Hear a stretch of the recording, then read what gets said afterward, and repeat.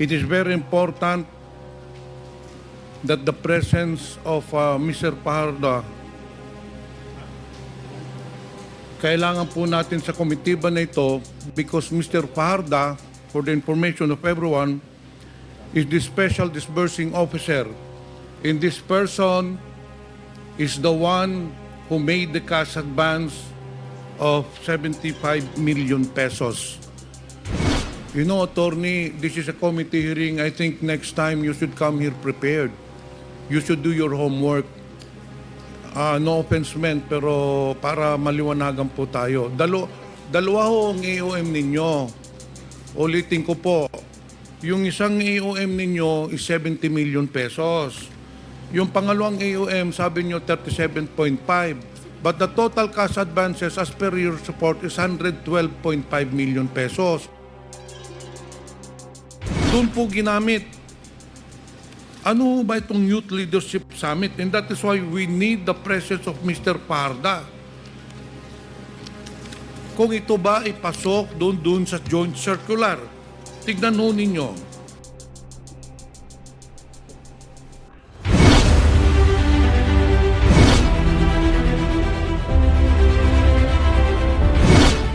That perhaps the reason that you were asked to step down was because of the request which you rebuffed, no? But in your affidavit, you mentioned here that the timing of my meeting with Ms. Zulaika struck me as more than coincidental. It gave me the impression that my candid response to Attorney Munsayak's suggestion was the real reason behind the push to relieve me of my office. Of course, Mr. Chair, we understand the predicament that the good USEC is in. It was very difficult to be forthright in times like this with the allegations as heavy as this. But you have to be honest with us, Madam USEC, Mr. Chair.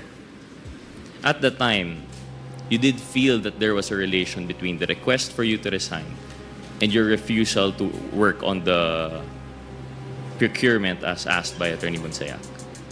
No. Not at the time, but because it was happening so fast, Mr. Chair. So parang it happened so fast. Events happened one at a time. There was so many things to close. I have so much things to move out from so I didn't have the time. But on a hindsight, when it's almost a year from now, many months already, you kind of find that reason na siguro yun yung events simply because I was getting information from my colleagues that they're saying that I was moved by the Vice President out because I was favoring some suppliers. And it hurt me so much because I have not spoken to any supplier. In fact, there was a supplier which I learned later was sister of our family lawyer and a family doctor. And I did not make a decision on that specific case. I raised it to the office of the Vice President to make the decision, just to make sure that there's no doubt on your decision for certain suppliers. So I made a confidential memorandum to the President, to the Vice President, saying that there are allegations of bribe in this specific case. So I'm raising it to you to validate the issues. So siya yung gumawa ng decision. So at that point, you would say that you feel then the reason that you were asked to step down was because of the allegations of favoring. No. So No, not at the time. I think they used it only when I left na. When I left na. Because they have to justify why I have to leave, Parang masyadong, the reason that was given was a little shallow. Okay. So you believe that the reasoning that you're favoring suppliers is shallow and belated. It was something that they were grasping at a latter time.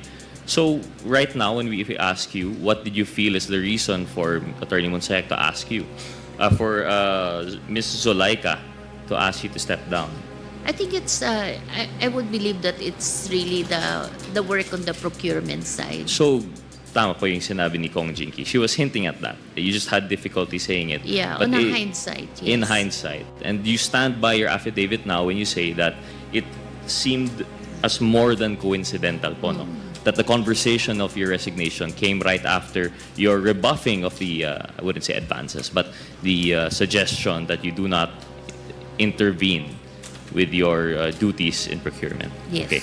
I just wanted to take up from that point, no, from Congressman Luis. But so I'll start now over from your affidavit as a whole. Of course, these are very heavy accusations. This is a very heavy narration, and of course, Chairman Dan Fernandez has already given some insight as to your background. So it really gives us some credibility, an idea of who you are and why you would come out to say this.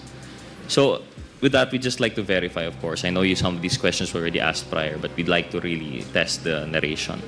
So, Madam Yusek, Mr. Chairman, you mentioned that at least 2 or 3 times po, you signed the checks. And this was for the amounts of 37,500,000. And you're sure that this is sourced from the confidential fund. How do we know po that this is... No, I'm not. I signed checks. The checks. Because when you sign checks, there's a document, there's a paper naman that says where the what fund it is. And you mentioned that you are one of the co-signees. But only for checks. We have no idea what how the confidential fund is Of course. used. Or, Yes, I'm limiting my questions purely to the checks. It's Yes, that which you have yes. personal knowledge. So you mentioned here that you signed checks related to the confidential fund, and there were documents to prove that this is in relation to the confidential Yes. fund. Who else were your co-signers po in the check? Yusek Ann. Yusek Ann is here. She is present. Maybe ask si Ms. Chair, we are free to ask other resource persons po naman, no? Because it's as in an inquiry in aid of legislation. Yes, please continue. Maybe ask Yusek Sevilla. You were mentioned in this affidavit. Do you confirm that you signed these checks together with Yusek Mercado? Mr. Chair, Yusek Sevilla. Sevilla, you are recognized. Thank you, Mr. Chair. Yes, Your Honor. As part of my work as the Undersecretary for Finance, I do the ministerial task of processing and releasing payments. And for a check to be released, there should be 2 signatories. And in the designation of authorities to sign checks, all undersecretaries are authorized to do the signing of the checks. And there's a limit also, Your Honor. For example, until 10 million, that's the director level. Up 10 million and up, it's now the undersecretary. So in the case of the confidential fund, when it was processed and released, there are 2 signatories, and I confirm that one is mine and the other is Yusek Gloria Mercado.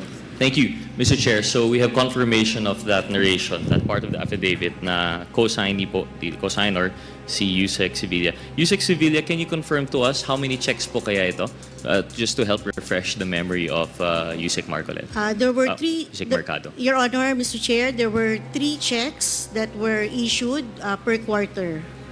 I'm getting the details, Your Honor, from our accountant who is also present. They're the one preparing the checks, but I don't have the exact details. But I remember that the release is done per quarter. And 150 million that was appropriated for 2023 divided by 4 quarters is 37.5 million. So there were 37.5 million per quarter that were issued as checks. Okay, so we now have confirmation that tama naman po yung narration ni Yusek Mercado, 2 to 3 checks. Now we have confirmation it's 3. So the total amount that she is attesting to have been signed off for is 112,500,000. Would that be a fair statement, Yusek Sevilla? Mr. Chair, I confirm that the total of 37.5 million checks is 112.5 million. Thank you. Yusek Mercado, you mentioned po in your affidavit in paragraph number 4 that you received a total of 9 envelopes. Of course, now we understand that you had apprehensions and that you had some difficulty accepting it, and we'll come back to that na lang po, no? But you mentioned here that a certain ASEC, the HEA at the time, si Ms. Fajarda, is she here today? No, it's not here. So si ASEC Fajarda, is she still in the office of the OVP, DepEd? Would you know? She's with the OVP right now. Okay. And you mentioned that she would give you the envelopes. would you recall if the envelope had the marking Hope po, no? It was Yes, labeled as yes, Hope. Mr. Was this Chair. typewritten? Was this No, printed? it's written. Written. Would the handwriting be familiar? I'm still keeping those envelopes. Oh, you still have the envelopes. Mr. Chair, may we request perhaps that these envelopes be produced as object evidence for this committee? So perhaps in a... The envelope, I think, was already, the content of the envelope was already donated. Yes. But y- with respect to the envelope, you still have it in your possession. Tama po ba? it's in my home. Okay, so may we request Yusek Mercado to please, dala po ba ninyo ngayon? Hindi po. Hindi. So siguro in the next scheduled hearing, may we request na pakidala po ninyo para ano po namin. Meron pang next schedule. Ma'am, pakilapit lang po ninyo yung microphone para medyo clear at maliwanag po. Thank you po. So, Please continue. Please proceed. thank you, Mr. Chair. I think that would be very helpful and we'd really appreciate if you could produce that. That would be object evidence po if talagang handwritten po yan and if we're able to prove kung kaninong handwriting. This would just serve to verify po no, the veracity of your narration. So, meron pong envelopes that were labeled Hope. They were not labeled Miss Mercado. They were not labeled Ma'am Gloria po ba? Is that how you go? What is the name that you go by po for people familiar with you? Glo. Glo. So it didn't say Dearest Glo. It didn't say Music Just Mercado. Hope. Just Hope. Just Hope. Okay, I'll come back to that po at a later time. Going back po to the lunch of, you had the lunch, according to paragraph 6 po, no? You substantiated that your lunch was in Discovery Premier po ba? Or- I don't recall anymore whether it's Linden or Discovery, but just within those hotels. And you had that lunch with 2 other colleagues and then si attorney, 3 colleagues. Yeah, one of my directors, Attorney Resty, Ucias, and 2 consultants 2 consultants. And then si Attorney Monsayak joined you joined at us. a later time. Mr. Chair, may we ask si Attorney Monsayak? Good afternoon po, sir. Sir, ano po yung position nyo at the time? You were USEC? Good afternoon, sir, Your Honor. Attorney Monsayak, you are recognized. Thank you, Mr. Chair, Your Honors. During that time, I was new at DepEd as Assistant Secretary for Procurement. You were an ASEC for procurement. Okay. Yes, Your Honor. And at the time, would you confirm that you were at the training? Do you recall the narration of this lunch that that USEC Mercado has laid out today? Yes, Your Honor. The very good thing about this is I kept all our conversations and it would debunk the timeline being narrated by USEC Glo Mercado here, especially about the reason she was supposedly removed by the appointing authority. And I remember that lunch. Your Honor, can I provide context for the narration? Hopefully, Mr. Chair, may I just clarify? My question is about the lunch po. No? Yung whether or not the reason for the removal or whatever else. Yes. We'd like to hear that, but sir, Yes. perhaps at a later Yes, sir. time after interpellation by other members. Yes, sir. But my interpellation is purely on the lunch. If you could qualify the context po. Na lang. I remember the lunch. It was a training conducted at Linden Suites regarding procurement. It was the time that, because when the first bidding, 2022 bidding was conducted, the bid opening, I was not yet an employee of DepEd. So it was conducted, I think, August. I joined DepEd at October 1. But when I was there, I saw that all the bidders... Excuse me, can I... pwede po ba puputulin ko po muna? Yes, Your Honor. Attorney, nag-take ka na po ba ng oath? Opo, nag-take po oath kanina kasama ng mga iba pang resource Okay. persons. Attorney Powa, nag-take na rin po ba kayo ng oath? Yes, Mr. Chair. Kanina po. Okay, so please continue. So naalala ko po yan, nung pumasok po ako, nakita ko po yung sa original bidding ng 2022, halos lahat ng bidders nadidisqualify na. At yung 2022 funds, maglalaps na yan end of 2023. So nakita ko ho yan na nagpo-post qualification pa sila. Nandun ho si Yusek Glomer, kasama ho si Resty Ocias. Hindi ko ho kilala yung dalawa, no?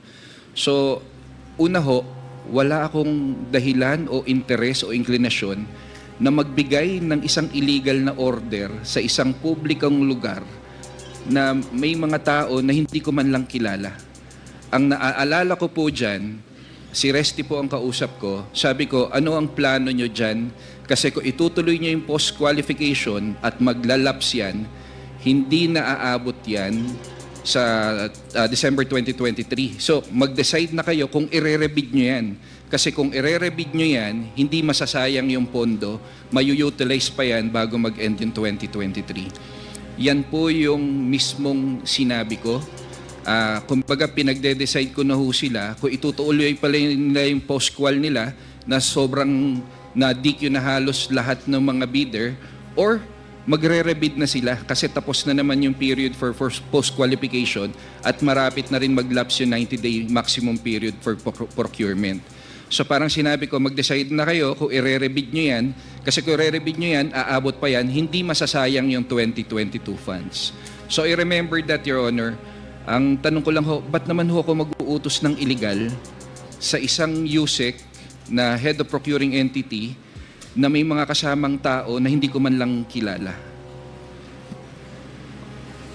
Thank you for the qualification. Can I po. just interject? Yes, Yes, thank you very much, Congressman Gutierrez. Yes, Deputy Yeah. Speaker. Mr. Chair, just so that I can fix my timelines no, and my notes. At that time po, Attorney Monsayak, ano pong posisyon ang hawak ninyo? Assistant Secretary for Procurement po ako. So ASEC na po kayo at that time? ASEC lang po ako. Kailan po kayo na appoint na ASEC? Nag-assume po ako October 1, Mr. Chair, Your Honor. October 1, 2023. October 1, 2023 po. 2023. So, head kayo ng procurement. Ay, hindi po. May boss po ako na USEC for procurement po. Okay. So, but when you assume your position as ASEC, you're appointed as ASEC, no? Correct? Opo, Mr. You were Chair. ASEC for what? Procurement po.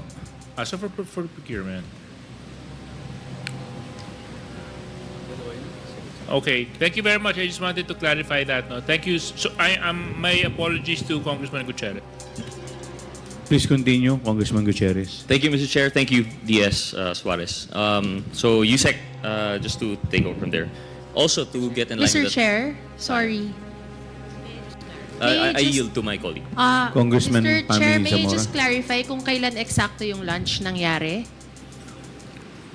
Sir? Hindi ko na ho maaalala. Kanino po kasi- ninyo ina-address yung tanong nyo? Ay, kay Attorney Monsayak po, Attorney Mr. Monsayak, Chair. please respond. Your Honor, Mr. Chair, hindi ko na ho maalala yung actual lunch. Pero ang maganda po kasi dito, na-save ko ho yung mga conversation namin Alright, ni so what Yusek month Lo. wa- sorry, with the indulgence of Congressman Rog, I'll just take like 5 seconds. What month was this, Attorney Monsayak, Mr. Chair? Please continue, Attorney Monsayak. Your Honor, I have to check on my records. Pero alam ko ho, bago pa lang ho ako sa DepEd niyan, siguro baka October lang din po yan.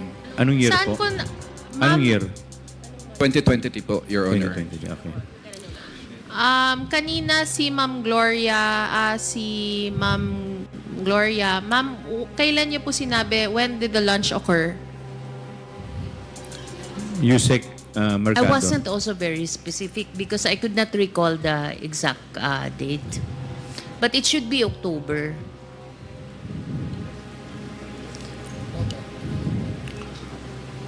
All right, Mr. Chair. Thank you. Thank you. Yes, please continue, Congressman Rog. Thank you, Mr. Chair. Gutierrez. Just in line po with before we go back to the substance of the dinner, the lunch itself, just for the timeline. So prior to the October 1 appointment to ASEC for procurement, ano po yung position po ninyo, USEC, ASEC? Your Honor, Mr. Chair, I was spokesperson for the Office of the Vice President during that time, before I assumed office at DepEd. Since when po yung appointment po in the OVP? Nagsimula po ako sa OVP when the Vice President assumed position. Given that the OVP was concurrent secretary with the DepEd, would you say you are familiar with the members of the DepEd, even prior to your assumption in October 1? Ironically, Your Honor, kagaya po ng sinabi ni Yusek Glomer, Yung mga tao po sa DepEd, hindi po sila yung mga taong dating nakasama na ni Vice President Sara sa trabaho. Nag-create po talaga ng selection panel, tiningnan yung merits, tiningnan yung credentials. So, hindi ko po sila kilala. Ang ironic po, ang medyo kilala ko po talaga, si Yusek Glomer because she's married to a fraternity brother in UP. So, Mr. Chair, so your statement earlier is that you are not familiar with the processes of procurement, at least because you just entered as ASEC October 1. But you are familiar with USEC Glo. Your Honor, I'm a little bit familiar with the procurement process because I used to be head of a government agency, so I oversaw everything the procurement process. So just not familiar with this particular case? Yes, Your Honor, because when I joined, the first bid opening was already conducted. I see. So if that were the case po, no, going back then, thank you for the clarification of the timeline. Going back to the lunch, you do admit to having discussed about procurement issues. It's just you deny that it was an illegal order. Yes, Your Honor. Bakit ko naman po sasabing pag-usapan na lang natin to sa harap ng maraming tao, sa harap ng DepEd officials. Parang ang sinasabi ko doon, mag-decide na kayo kung ire-rebid nyo yan or itutuloy nyo yung POSCOA. Kasi kung ire-rebid nyo yan, aabot pa yan at mayu-utilize yan before the year end. Ba't ko naman po mag-uutos ng illegal? And Your Honor, can I elaborate on the timeline just to show that what Yusek Glomer said earlier about the reason for her removal is Point of order, Mr. Chair. Go ahead, the SJJ. Yeah, Mr. Chair, I think with all due respect not to the resource person and the I witness. apologize, Your Honor. Oh, no, nothing to apologize for. I just want to make sure that we're giving proper direction to the questions of Congressman Gutierrez. So if the resource persons would be reminded na let's stick na lang to answering the questions as they were. And then you'll have your chance naman later on to also expound on certain events and certain timelines that you want to explain. Thank you very much, Mr. Chair. Thank you, the SJJ. Kindly continue, Congraj. Thank you, Chairman Kumhun. So yes, I do agree with DS Suarez. As much as we want to hear the timeline, perhaps at a later time, I'll just pursue my line of questioning. I'm sure Yes, Your Honor. some of my other colleagues would like to pursue po yung timeline nung resignation. Yes, Your Honor, But Mr. for Chair. the purpose of my interpellation, I'm satisfied with the answer of Yusek Mercado that as to her hunch as to the reasons which she was asked to resign, and as to the timing of which, given the lunch that happened in the Lint Suites. No? I just have one more question lang po siguro, and then I'm going back now in relation to the envelopes that were labeled Hope. You were being questioned for earlier, Yusek, Mr. Chair, that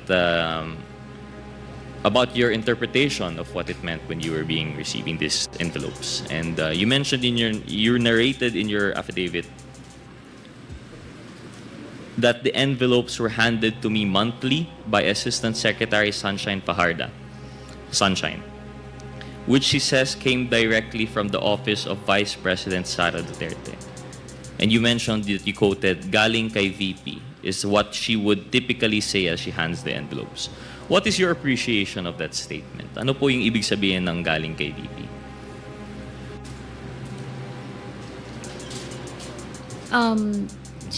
Mr. Chair, as I mentioned earlier, it's for me it's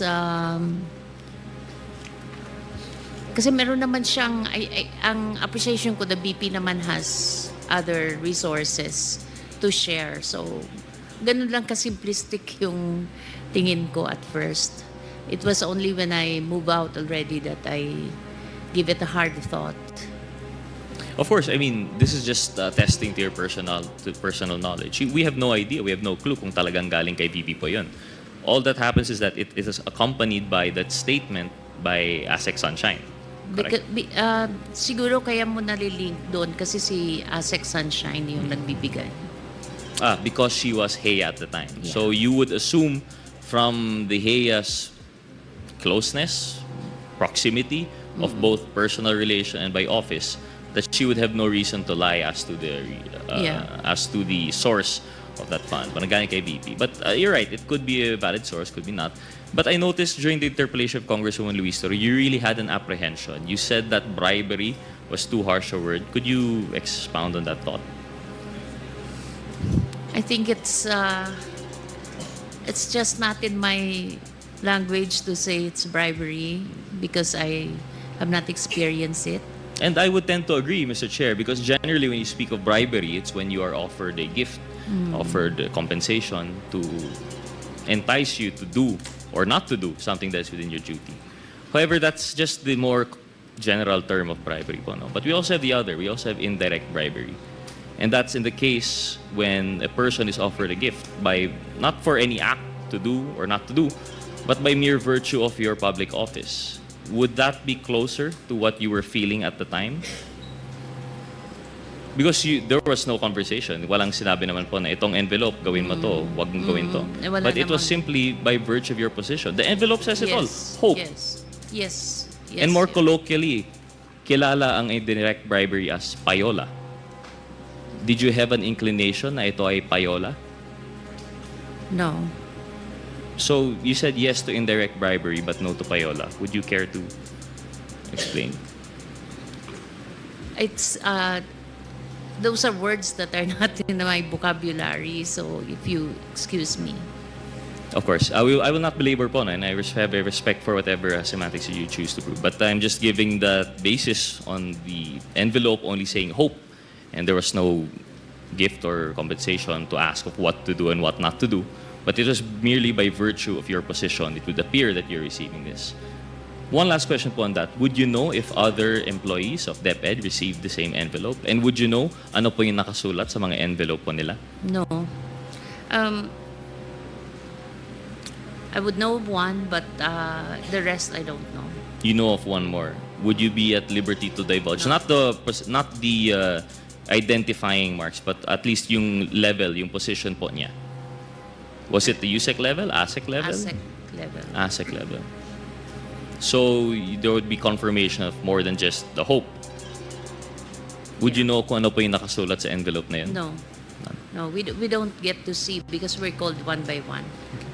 Well, Mr. Chair, I'd like to thank the good USEC for this, for her narration of the affidavit here and being forthright.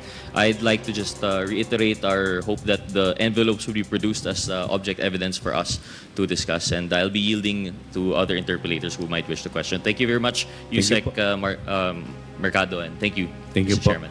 The Chair would like to recognize the next interpellator, the Honorable Johnny Pimentel, Vice Chairman. Thank you, Mr. Chair. Mr. Chair, I would like to discuss the matter regarding the audit observation memorandum issued by COA to DepEd. I have in my possession copies of two AOM, one dated February 1, 2024, another dated August 8, 2024. Now, the OM was sent to a certain Mr. Eduardo Parda, and this was received by Sunshine Parda on August 9, 2024. The other AOM, again, was sent to Edward Parda, and it was received by Lumilin Manalo on February 2, 2024. May I inquire from the COMSEC if this Mr. Edward Fajarda is present? COMSEC? Your Honor, Mr. Edward Fajarda was included in the invitees, but he is not present today. Mr. Chair, it is very important that the presence of Mr. Fajarda, kailangan po natin sa komitiba na ito because Mr. Fajarda, for the information of everyone, is the special disbursing officer. And this person is the one who made the cash advance of 75 million pesos. And this is also the person that liquidated the said amount. So in order that this matter be given enlightenment we need to hear the side of Mr. Parda. So in this case, Mr. Chair, in accordance with our rules, due to the non-appearance of Mr. Parda, I move to issue a show cause order to Mr. Parda for him to be compelled to be present during the next hearing. Is there any Second, Mr. Chair. Second, Mr. duly seconded? Is there any objection? Hearing none, the motion is carried. Also, Mr. Chair,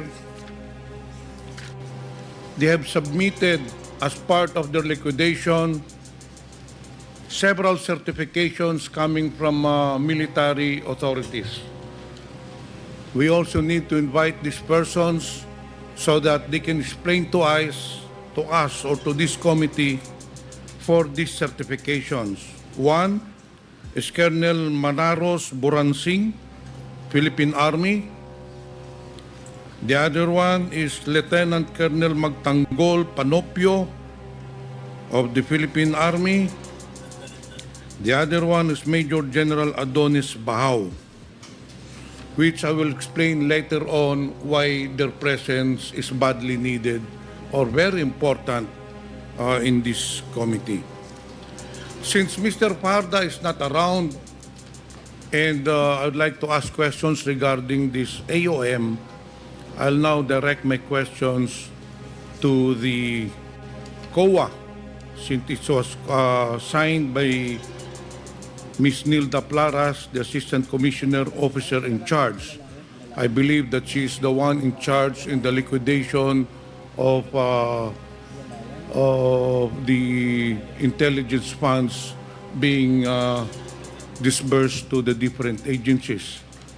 May tanong po ako sa COA and I'd like to know who could answer. Ito ba ay totoo ba itong AOM na pinadala ninyo? Dalawang AOM to. February 2 at saka August 9 of the same year. Who will respond? Attorney Gloria, please respond.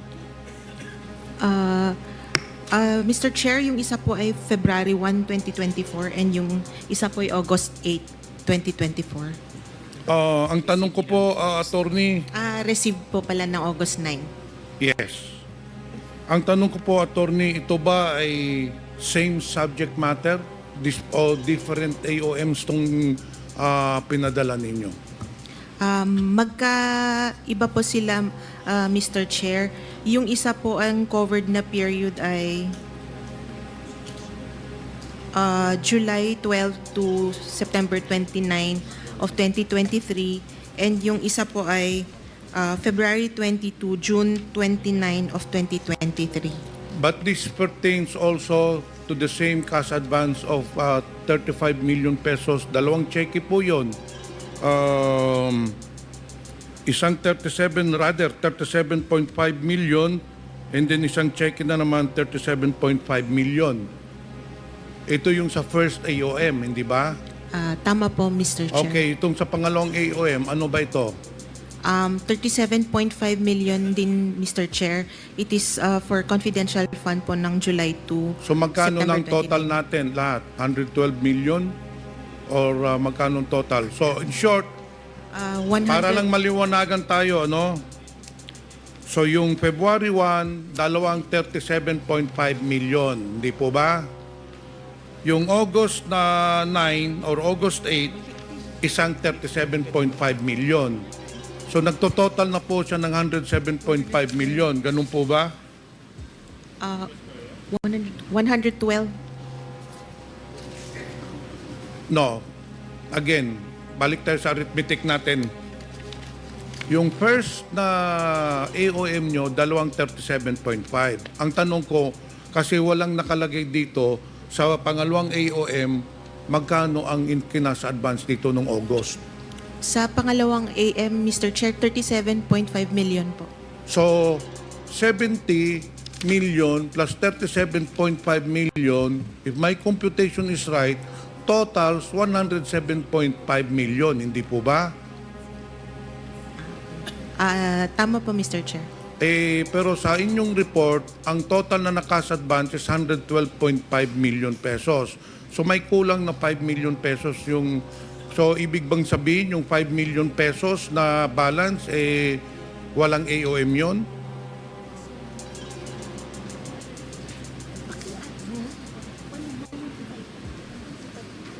Mr. Chair, 112,500 po ang total. Magkano? 112.5 million. Kaya nga, pero kinumpute na natin yung dalawang AOM eh. So totals only 107.5 million. Saan yung kulang na 5 million? May AOM din ba yon o wala? Mr. Chair, ang 37.5 million times 3 po ay 112.5. Hindi tayo magtutugma. Ulitin ko po. Meron ka ba kayong copy?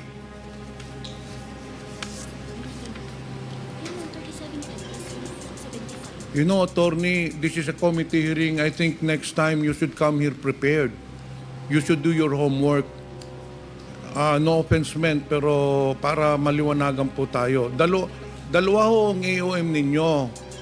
Ulitin ko po. Yung isang AOM ninyo is 70 million pesos. Yung pangalawang AOM, sabi nyo 37.5. But the total cash advances as per your report is 112.5 million pesos. May kulang na 5 million pesos. So ano bang ibig sabihin ninyo dun sa report ninyo? Yung 5 million pesos, walang AOM yon? Wala eh. Mr. Chair, yung AOM po, ang total nung first is 75 million. Correct. I stand corrected. 75 million pesos pala. Okay, now. Para maintindihan ng mga nanonood, ng mga tao dito na simpleng kababayan lang po natin, ano ba ang ibig sabihin ng Audit Observation Memorandum? Ako na lang muna. Tell me if I'm correct or if I'm wrong. Ang Audit Observation Memorandum, ini-issue po yan ng COA dahil may nakita silang hindi sang-ayon sa INGAS, hindi po ba? May tinatawag tayong INGAS sa COA, yung Government Accounting Procedure or something. In short, it does not conform to the normal transactions. Every agency has a auditor, hindi po ba? Ngayon, ang COA, post-audit po kayo. Wala na po tayong pre-audit. Matagal na ho wala tayong pre-audit. Pagkatapos ng transaction, kompleto po yon, disbursement vouchers, lahat, cheque. Pino-post-audit po yon. If you see something is wrong with the transaction, kung makita ninyong may red flag, hindi po ba nag-i-issue kayo ng AOM? Tama po, Mr. Chair. Okay. After the issuance of AOM, kaya po natin ini-issue yung AOM so that the agency concerned with regards to the transaction is given the opportunity na sagutin, hindi po ba? Kaya sinasabi nyo, ito yung nakita namin, mga mali po ito, binibigyan ng agency ng panahon para sumagot, hindi po ba? Tama po, Mr. Okay. Chair. Now, pag sumagot sila, pag nakita ninyong it does not conform to the normal accounting procedures of the government, pag nakuha na ninyo yung sagot, yung justification niya, pero it does not satisfy the COA, nakita pa rin yung may red flag, ano po ang sunod na hakbang? Mr. Chair, i-issue po kami ng notice of suspension sa ICFAO po. Okay, nag-issue na tayong notice of suspension. After ng notice of suspension ba, the agency is given another opportunity to reply? Yes, Mr. Chair, they are given 90 days po. They're given 90 days after the of the notice of suspension, hindi po ba? Tama po. Okay. Now, after 90 days, after they have submitted their justification, again, if you're still not satisfied, if you think the transaction still illegal, nag-i-issue na po kayo ng notice of disallowance, hindi po ba? Tama po, Mr. Chair. Ano ang prescription ng notice of disallowance? Hindi po ba hanggang 6 months lang yon? 6 months po yung time from receipt yung time Time nila for them to appeal. to ask for a reconsideration, hindi po ba? To appeal pa lang To po. appeal, okay.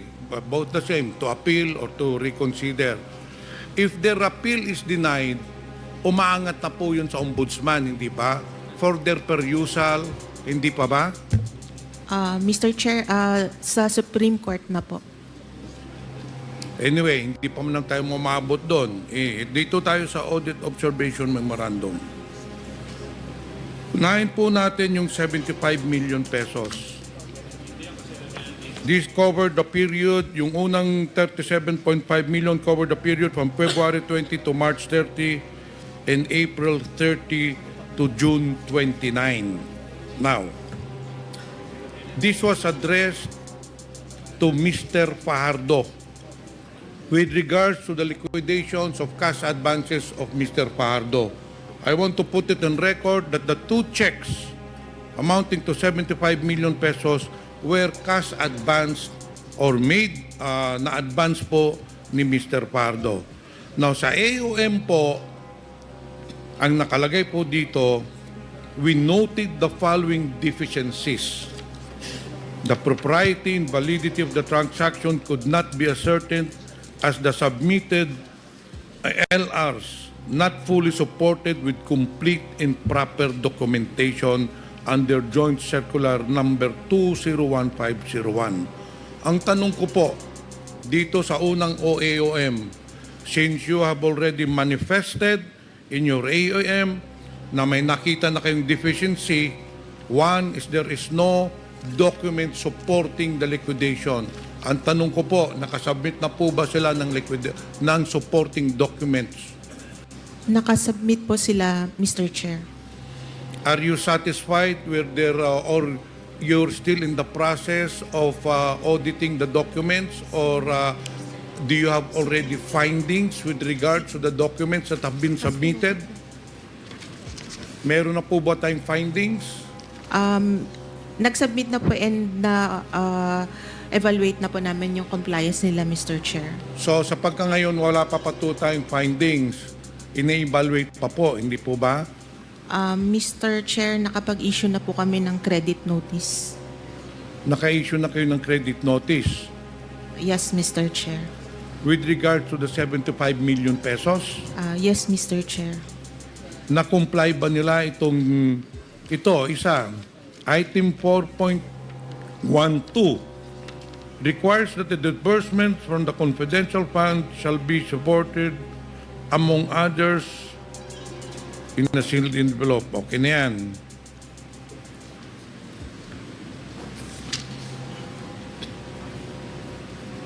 Dito tayo sa yung accomplishments. Yung counterinsurgency program, payment of incentives or traveling relative to the confidential operations. Did you also issue credit notice to this? Mr. Chair, the credit notice is for the entire AOM po.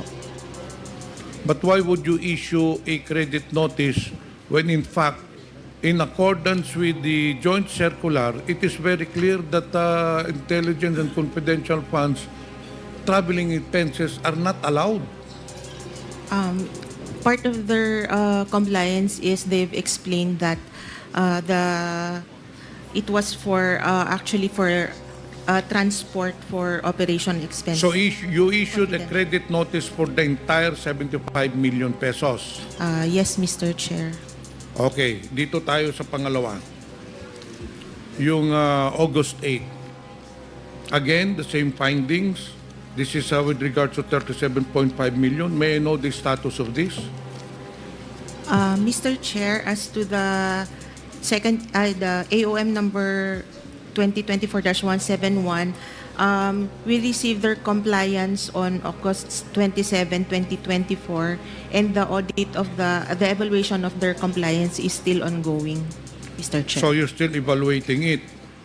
Yes, Mr. Chair. Ganun din po ang nakalagay dito. The proprietor of sanction could not be ascertained as the submitted LRs were not fully supported with complete and proper documentation. Ito ba ay pinatutunayan mo na may mga dokumento na? Mr. Chair, may information po ako na nag-submit po na po sila ng compliance. But since ako po ang nagre-review ng audit, hindi pa po na-submit sa akin for review. Wala ba kayong nakikita dito sa findings ninyo na labag sa batas o labag dun sa joint circular? On paragraph 5, nakalagay po dito, the confidential funds shall be used only for confidential expenses, including purchase of information, blah, blah, blah, blah. Ngayon, ito yung analysis ninyo. Analysis of the submitted accomplishment report revealed that the amount of 2,540,000 pesos was used for the purchase of information relative to car loan scams whose victims are mostly personnel of the Department of Education. Ito ang tanong ko, sa tingin ba ninyo, sako pa ba ng intelligence fund, confidential funds, ang pag-purchase ng information para sa car loan scams? Mr. Chair, that is why it is in the audit observation memorandum po kasi wala po siya sa mandate ng DepEd and so wala din po siya sa allowed na confidential expenses. Yes. Dito rin sa ano ninyo, ito dapat talagang pagtuunan ninyo ng pansin. Kasi kayo mismo nag-issue ng AOM. Dito sa paragraph 5, based on your AOM, sinabi na ninyo, these expenses do not fall under item 4.81 of the joint circular, nor are intended to support the mandate operations of the Department of Education as defined under item 3.9 of the joint circular.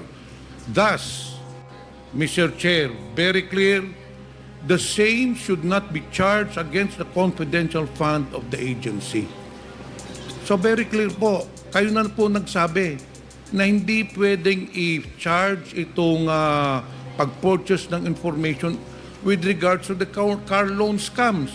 Ano ba ang koneksyon ng purchase information supposedly for intelligence gathering, para sinasabi ninyo na para sa hindi madala yung mga bata, mga estudyante, hindi ma-influence ng mga NPA. Wala namang NPA dito sa car loan scams, ha? So, this will be noted and hopefully, you'll really be diligent in your issuance of, because as for me, I am not an auditor, at trabaho ninyo yan, pero nakikita ko na ito, this should fall under the notice of suspension. Very clear ho yan, attorney. Kailangan ho i-suspend po yan because it does not fall within the mandate of the operations of the Department of Education and it does not conform to the joint circular of the DILG number 201501. Ngayon, Madam Attorney, dito mo naman po tayo.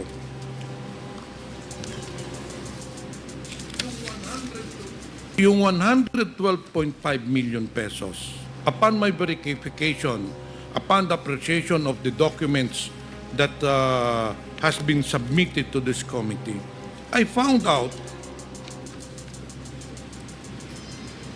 most, if not all, of the 112.5 million pesos were used in the Youth Leadership Summit. Doon po ginamit. Ano ba itong Youth Leadership Summit? And that is why we need the presence of Mr. Parda. Kung ito ba ipasok doon sa joint circular, tignan ho ninyo.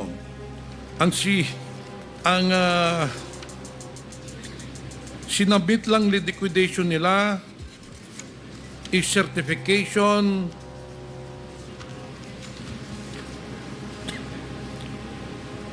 from the different military authorities.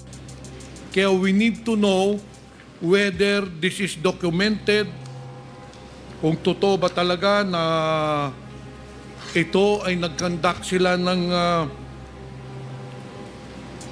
Youth Leadership Summit. Ito, babasahin ko po yung isang certification. This is to certify that the 1st Infantry Tabak Division has conducted 8 activities for the Youth Leadership Summit with 531 participants. Do we have documentation? Do we have evidences that indeed they conducted this Youth Leadership Summit, or sa papel lamang ito?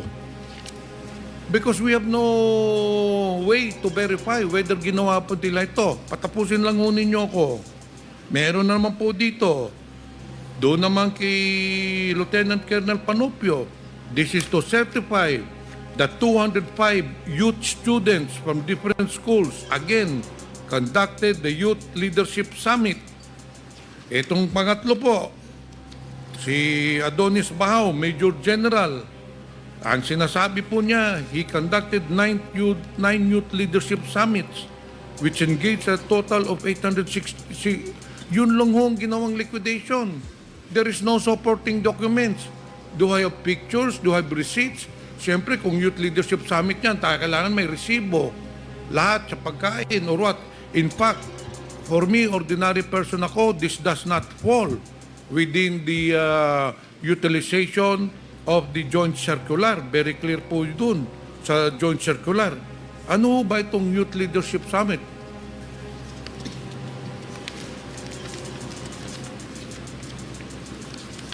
Mr. Chair, ang confidential funds po kasi is undertaken to help the agencies accomplish their mandates po. May inquire from Attorney Puwa. Attorney ka ba? Yes, Abogado. Mr. Chair. Mr. Chair. Attorney Puwa, you are You're recognized. with DepEd doon sa pag-conduct nitong Youth Leadership Summit. Pwede mo bang paki-explain dito ano ba itong Youth Leadership Summit? Kasi halos lahat, kung hindi man lahat ng 112 million pesos, doon gigamit sa Youth Leadership Summit. Opo.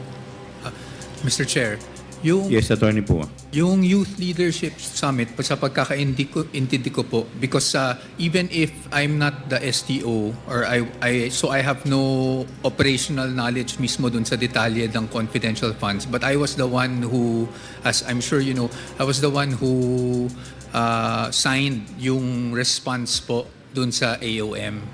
So, yung pagkakaintindi ko po doon sa certification sa ginawa nila, yung Youth Leadership Summit is not something that DepEd conducted, but actually yung mismong nag-certify po from the AFP. They conducted advocacy or awareness programs against insurgency in those certain areas. Yun lang po yung pagkakaintindi ko based on the documents. Kasi po yung response ko po ng DepEd doon sa AOM, we prepared it based on the documents that were available, depending kung ano po yung finding ng AOM. Mr. Chair, kahit na confidential fund po yan, that is still taxpayers' money. Kasi ginagawa po natin ang budget every year, and then lahat po yan, yung budget po natin, ang nagpopondo po na yan, ay taxpayers' money. Mr. Chair, you can just imagine, Youth Leadership Summit lang ito, and the government spent 112 million pesos.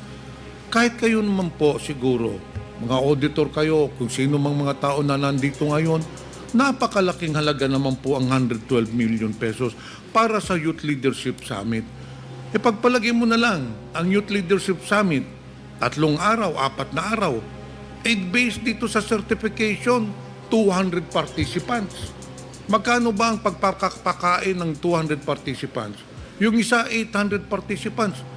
Abay, kahit na 3 buwan sila mag-hotel, hindi mauubos ang 112 million pesos. Kahit na 1,000 pakainin nila kada araw, hindi mauubos ang 112 million pesos. And that is why this committee would want where the money went, because it is very clear this is just on paper. Pero ang totoo po niyan, may pinuntahan ho yung 112 million pesos. Alam niyo ho yun. So, Mr. Chair, the key person to answer all those questions is si Mr. Edward Parda. Siya ang cash advance, siya rin ang nag-liquidate. So let us ask him, paano nangyari yung, to explain to us, 112 million pesos. As far as I'm concerned, there are only 3 certification here ang nakalagay dito. Isa 863 students, ang isa 200, ang isa 900 students. Pagpapakain lang ng almost 3,000 students, uubusin ba natin ng 112.5 million pesos? So that is why, Mr. Chair, I will reserve my question. But as a layman, as I've said, we are not COA, we are not auditor, but very clear po, malaki ho ang mga katanungan na dapat sagutin ng DepEd party dito sa 112.5 million pesos. Thank you, Mr. Chair.